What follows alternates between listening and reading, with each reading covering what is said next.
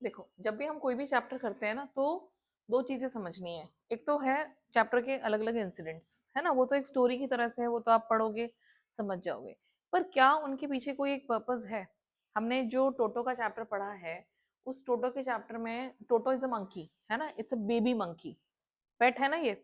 और ये जो बेबी मंकी है, ये क्या कर रहा है? एडवेंचर्स। एडवेंचर्स नहीं कर रहा वो। ये क्या है? उसकी मिसचीव्स हैं, उसकी शरारतें हैं। तो हमने पढ़ी है वो सारी मिसचीव्स, है ना।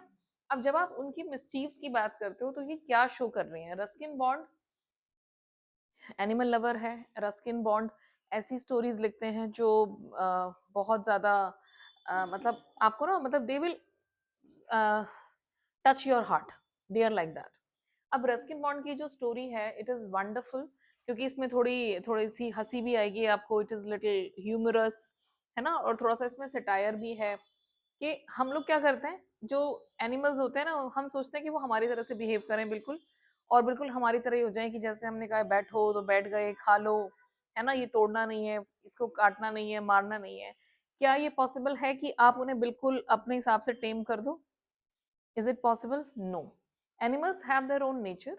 यहाँ पे रस्किन बॉन्ड हमें ये जो डिफरेंट एग्जाम्पल्स है ना टोटो के, उसके थ्रू यही बताना चाह रहे हैं कि जो एनिमल्स होते हैं, उनका एक अपना नेचर होता है। They have their own nature, so you can not tame them, you can not adapt them to your own surrounding. आप उन्हें डोमेस्टिकेट नहीं कर सकते हो, it is not possible every time. दूसरी चीज, एक ह्यूमन और एनिमल बॉन्ड दिखाया है यहाँ पे। जो ग्रैंडफादर है, the narrator's grandfather is very much, I mean, fond of this monkey and other animals. उसके पास सिर्फ मंकी नहीं है, उसके पास क्या है? उसके पास स्क्विरल है, अ पेयर ऑफ रैबिट्स, एक गोट है, एक नाना, एक डोंकी है ना, नाना मतलब डोंकी यहाँ पे, है ना। और नाना उसका नाम है, हम उसको उससे मत कनेक्ट कर देना रियल कैरेक्टर से। तो जो डोंकी है, उन सब के साथ, है ना, ही हैज, जो ग्रैंडफादर का एक स्पेशल बॉन्ड है। तो एक ह्यूमन एनिमल बॉन्ड यहाँ पे दिखाया है। टोटो नैरेटर का जो ब्लेजर है, क्या करता है? उसको पूरा श्रेड कर देता है, टुकड़े टुकड़े कर देता है। फिर भी जो ग्रैंडफादर है, उनका रिएक्शन क्या था? कि ही वाज वेरी हैप्पी, कि पता है कितना क्लेवर है, देखा, ये तो इसकी रस्सी भी बना सकता था, जो कपड़े इसने जो टुकड़े टुकड़े करे हैं ना, इसकी रस्सी बना के ये नीचे भी जा सकता था। दिस इज कॉल्ड बॉन्ड, है ना। एक you have that love for that animal. और दूसरा एक चीज है यहाँ पे, challenges of raising an animal. जब आपके पास एक पेट होता है, जब आप you when you own a pet, तो बहुत सारे चैलेंजेस आते हैं, बहुत सारी प्रॉब्लम्स आपको फेस करनी पड़ती हैं, वो भी हम देखेंगे पूरा डिटेल में, क्या क्या प्रॉब्लम्स यहाँ पे फेस की गई थी। Wild creatures can't adapt to domestic life. हर वाइल्ड क्रीचर को, जो जंगल में रह रहा है, खुले में रह रहा है, आप उसे घर में लाके सोचो कि बिल्कुल आपके हिसाब से चलेगा, it is not possible. Highlighting love, respect and understanding for animal welfare over human convenience. हम चीजें अपने कन्वीनियंस के हिसाब से चाहते हैं, जैसे हम चाह रहे हैं ना वैसे ही हो जाए, बिल्कुल सिस्टमैटिक। क्या ये पॉसिबल है? नो, है ना। क्या जरूरी है एनिमल्स के लिए हमें, चाहे वो कोई भी एनिमल हो, चाहे वो वाइल्ड है या अपने घर में हम रखते हैं, so we have to give them a lot of care, respect and love. ये तीन चीजें बहुत इंपॉर्टेंट है ना। ऐसा नहीं है कि हम सुप्रीम एक क्वालिटी के एनिमल हैं, तो इसका हम भी एनिमल्स ही हैं। तो इसका मतलब ये नहीं है कि हमें we don't have to give any respect to them. दूसरा एक मॉरल भी है यहाँ पे, कि अगर आप मिसचीव्स करोगे ना, अगर आप परेशान करोगे किसी को भी, इवन ह्यूमंस की भी बात करते हैं, तो उसके जो कॉन्सिक्वेंसेज हैं, उसका जो रिजल्ट है, वो नेगेटिव ही होगा। आपको कोई टॉलरेट नहीं करेगा, चाहे आप घर में हो या बाहर हो, कहीं पे भी हो। एक टाइम के बाद आपको निकाल दिया जाएगा, या तो घर से या ऑफिस से, या जहाँ पे भी हो आप, जहाँ पे ये हरकतें करोगे। आप ग्रुप में हो, आप फ्रेंड्स के ग्रुप में हो, बदतमीजियां करे जा रहे हो, अगर आपका बिहेवियर सही नहीं है, तो फिर आपको you have to be ready for the consequences. Consequences क्या होते हैं?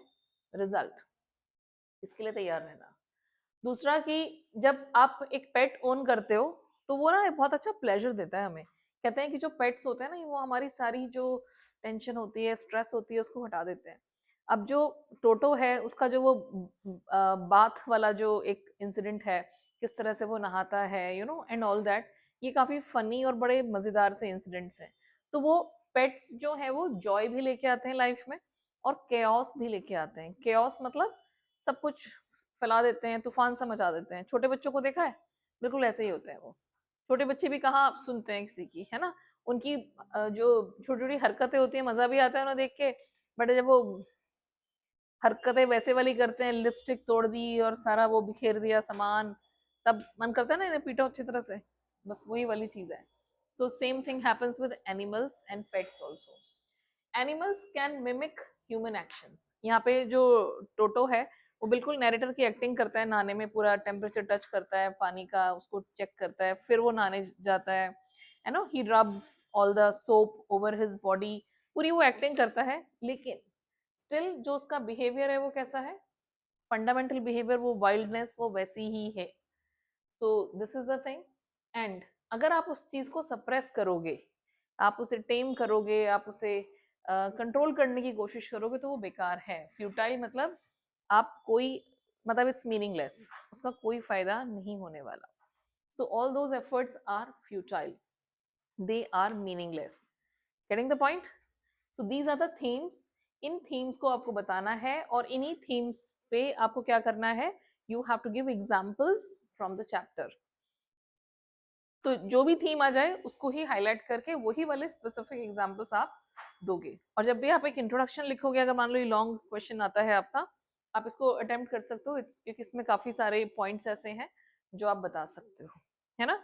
तो एक जनरल मॉरल भी ले लिया हमने, जो ह्यूमंस के लिए काम आएगा, कि भैया तंग करोगे तो आपको फिर तैयार हो जाओ, यू हैव टू पे फॉर इट, है ना, गेट रेडी टू पे द कॉन्सिक्वेंसेस, लाइक दैट। और बाकी के थीम्स तो हैं ही हैं, एनिमल से रिलेटेड जो चैलेंजेस हैं, जो जॉय है वो लेके आते हैं, और किस तरह से ह्यूमन हमेशा कंट्रोल करने की कोशिश करते हैं उस वाइल्ड बिहेवियर को, और बड़ा मुश्किल होता है उन्हें अडेप्ट करना।